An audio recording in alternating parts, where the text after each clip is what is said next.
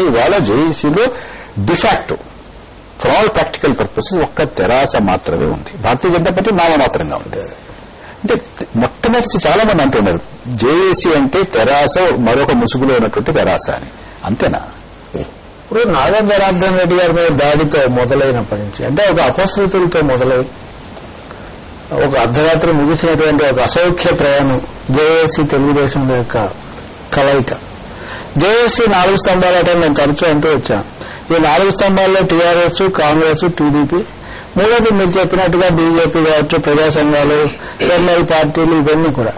ఈ 3 స్తంభాలకు ఒక వరగా 2 కత్తులు ఇమ్మడం ఉంటాయి. 3 కత్తులు ఇమ్మడం అనేది పూర్తిగా కానీ వీళ్ళు అప్పుడున్న పరిస్థితులను బట్టి మాకు జెండాలు లేవు అజెండా ఒకటే చెప్తూ వచ్చారు. అంటే అంత లోతైనటువంటి అంత గంభీరమైనటువంటి వైరుధ్యాలు ఉన్నాయి. తీవ్రమైన వైరుధ్య భరితం వైముఖ్య చరిత్ర ఇది. మొత్తం మనం పరిశీలిస్తే ఏ దశలో కూడా ఒక బాగా ఉద్వేగం ఉన్నప్పుడు దానివల్ల కొంత ఉపయోగము లేదా దానికి ప్రాతినిధ్యం వహించడం తప్పితే మిగిలిన ఏ సందర్భంలో కూడా ఈ కలిసినటువంటి ప్రయాణం మనకు పెద్దగా కనిపించింది. అందులో కాంగ్రెస్ ముఖ్య పాత్ర ఉన్నప్పుడు ఒక విధంగా ఉంది. కాంగ్రెస్ నిష్క్రమించిన తర్వాత కాంగ్రెస్ బహిరంగంగా నిష్క్రమించింది, ఆరోపణలు చేసింది.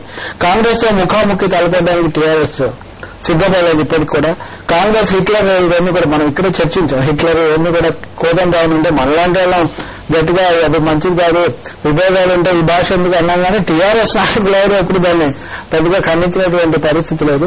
తెలుగుదేశం టీఆర్ఎస్ల మధ్య స్పష్టమైన వైరుధ్యాలు ఉన్నాయి. వాళ్ళు కాంగ్రెస్ అంటే అధికారం లేదు, వీళ్ళేమో ప్రతిపక్షంలో ఉన్నారు. ఇప్పుడు ఉప ఎన్నికల రాజీనామాల పర్వం కూడా ఉంది. ఈ వైరుధ్యాలు మనకు అనేక రూపంలో కనపడ్డాయి. తెలుగుదేశం వాళ్ళని రాజీనామాలు చేయమంటే మీరు కాంగ్రెస్ వాళ్ళతో రాజీనామాలు చేయిస్తే మేము చేస్తామన్నారు. అదే ఒక తర్కం కూడా ఉంది. లేదా టీఆర్ఎస్ అగ్రనాయకుడే రాజీనామా చేయలేదని చూపించడానికి. కాబట్టి వైరుధ్య భరితంగా టీఆర్ఎస్ కూడా ఏకోన్ముఖంగా ఉందని మనం చెప్పడానికి లేదు.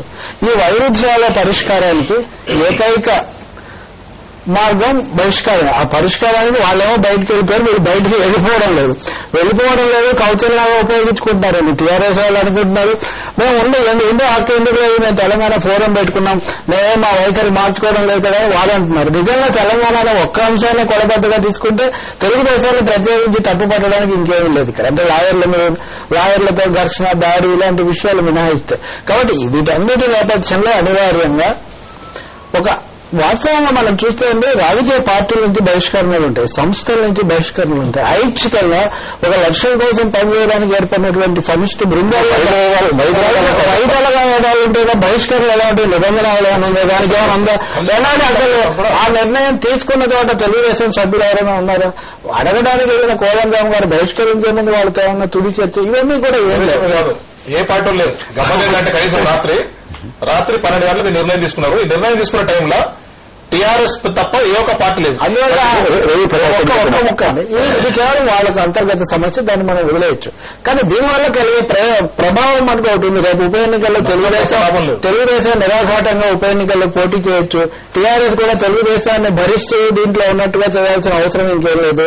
తెలుగుదేశాన్ని అంటుంది కాబట్టి కాంగ్రెస్ ను కూడా అనొచ్చు. అందువల్ల తెలంగాణలో రాజకీయ వైరుధ్యాలు అంటే ఇప్పటివరకు సీమాంధ్ర తెలంగాణ వైరుధ్యాలు ప్రధానంగా చెప్తున్నది కాస్త ఇప్పుడు తెలంగాణలో ఉన్నటువంటి ప్రధాన పార్టీల మధ్య వైరుధ్యాలు, విమర్శలు కూడా మరింత బహిరంగంగా ఉధృతంగా చేసుకోవడానికి రంగం ఇప్పుడు సిద్ధమైందని మనం చెప్పొచ్చు. ప్రకాష్ రెడ్డి గారు నమస్కారం అండి. ప్రకాష్ రెడ్డి గారు మిమ్మల్ని తెలంగాణ రాజకీయ జేఏసీ నుంచి బహిష్కరించారంటున్నారు.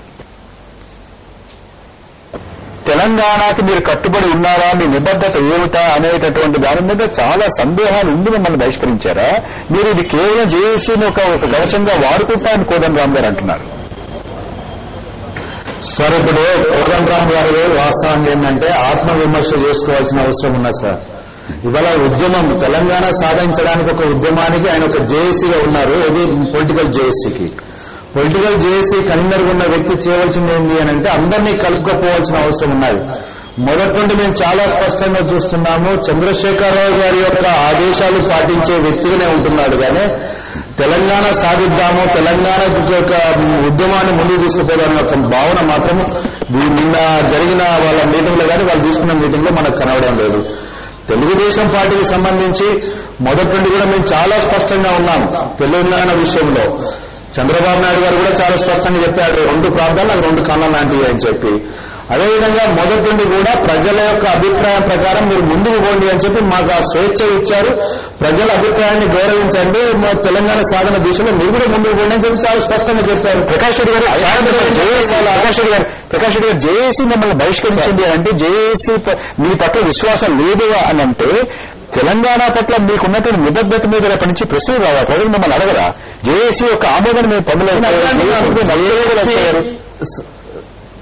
సార్ నేను అదే అంటున్నాను ప్రభాకర్ గారు, జేఏసీ తెలుగుదేశం పార్టీకి నిబద్ధత లేదు అని చెప్పి ఏదైతే మాట్లాడుతున్నారో అది కరెక్ట్ కాదు అంటున్నాను. అది ఒక పొలిటికల్ యాంగిల్లోనే చంద్రశేఖరరావు గారు చెప్పినట్టుగా చేసింది. మొన్న తెలుగుదేశాన్ని కూడా బహిష్కరించడం అనేది చంద్రశేఖరరావు గారి యొక్క టీఆర్ఎస్ పార్టీ యొక్క నిర్ణయాన్ని కోదండరామ్ గారి నోటితో చెప్పించింది. అది అందులోంచి మా యొక్క సిన్సియారిటీని శంకించి ఏదో చేసేవన్నీ కరెక్ట్ కాదు అంటున్నా. ప్రకాష్ రెడ్డి గారు వినోద్ గారు ఉన్నారు. మీరేమంటారు? తెరాస చెప్పినటువంటి మాటని కోదండరామ్ గారు అమలు చేశారు. ఇది తెరాస లేకపోతే చంద్రశేఖరరావు గారి యొక్క మనోరథం అని అంటారు మీరు, అంతే కదా వినోద్ గారు? అంతేనండి. ఇప్పుడు నిన్న జేఏసీ కోదండరామ్ గారి ప్రకటన చూస్తే వారు 2-3 విషయాలు చెప్పారు. ఒకటి, అడ్వకేట్స్ పై దాడి జరిగితే పోనీ ఆ దాడి పైన ఖండన చేయకపోవడానికి కాకుండా అట్లీస్ట్ మాట్లాడేటువంటి విషయం కూడా దాన్ని వాళ్ళు లెక్క చేయలేదు, అంటే దాన్ని ఇగ్నోర్ చేశారు. అదొకటి నెంబర్ 1. నెంబర్ 2, సరే రాజీనామాల దాని గురించి మొదటి చర్చ జరుగుతుంది, అదొక విషయం.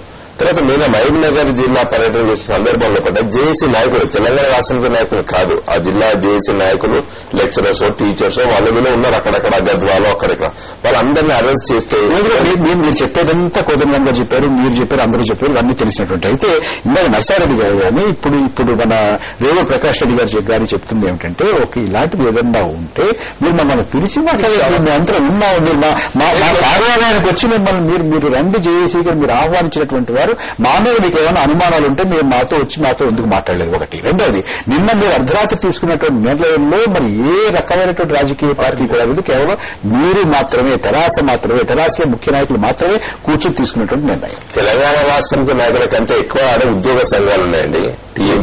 రాజకీయ జేఏసీ గురించి మాట్లాడుతున్నారు, రాజకీయ పార్టీల జేఏసీ గురించి మాట్లాడుతున్నారు. రాజకీయ పార్టీల జేఏసీలో ఉన్నటువంటి మిగతా వాళ్ళు ఏమైనా ఉన్నారా? భారతీయ జనతా పార్టీ ఉందా? లేదు. ఇప్పుడు నిన్న ఈ జేఏసీలో మీరు ఏమైనా పిలిచి మాట్లాడారా మీరు? అది కోదండరామ్ గారు తెలుసు. మరి వారి అభిప్రాయం కోదండరామ్ గారు తీసుకున్నటువంటి ఆలోచన కోదండరామ్ గారు ప్రకటన చేశారు. చెప్పినట్టుగా కోదండరామ్ గారు చేస్తున్నారనే మాటలో వాస్తవం అది వాస్తవం లేదండి. ఇప్పుడు మేము చెప్పినట్టు కోదండరామ్ గారు చేయడం లేదనేది చూస్తున్నారా? మీకు చెప్పినట్టు కాదు. ఇప్పుడు తెలంగాణ రాష్ట్రం ఏమైనా సరే తెలుగుదేశం పార్టీ నుంచి తీరాలి అని అంటే ఆయన ఏకపక్షంగా మీతో సంప్రదించకుండా, మీ మాట వినకుండా తెలుగుదేశం పార్టీని బహిష్కరించారు. మేము తెలుగుదేశం పార్టీని బహిష్కరించాలని చెప్పి కోదండరామ్ గారు తెలుగుదేశం పార్టీని బహిష్కరిస్తున్నామని నిర్ణయం తీసుకునేటప్పుడు మీరు వద్దని వారించలేదా? వారించారా? వారించినా కూడా వినకుండా తీసుకున్నారా? అట్లేదు. మేము తెలుగుదేశాన్ని బహిష్కరించకూడదు అని మాత్రమే వాదించాం. ఇష్టం చేయండి మేము అంటామన్నారా? అంటే విన్నాము అసలు సమస్య ఏంది, దాని ముచ్చట ఏంది, వాళ్ళందరికీ తెరాస ఏ పాత్ర పోషించలేదు. తెలంగాణ రాష్ట్ర సమితి అనండి, ఇప్పుడు ఈ జేఏసీ విషయంలో ఒకటండి, తెలంగాణ ఉద్యమాన్ని నడుపుతున్నది తెలంగాణ రాష్ట్ర సమితి అండి. మేము పుట్టిందే తెలంగాణ రాష్ట్ర ఏర్పాటు కోసం.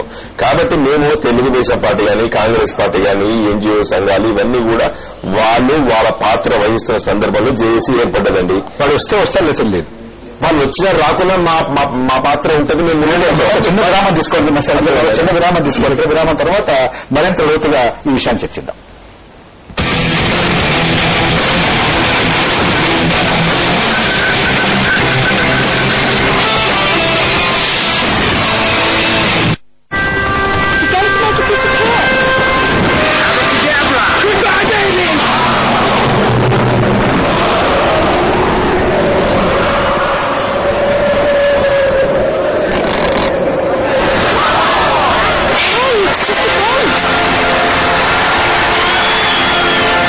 Incomes on tomorrow with Color Stay. From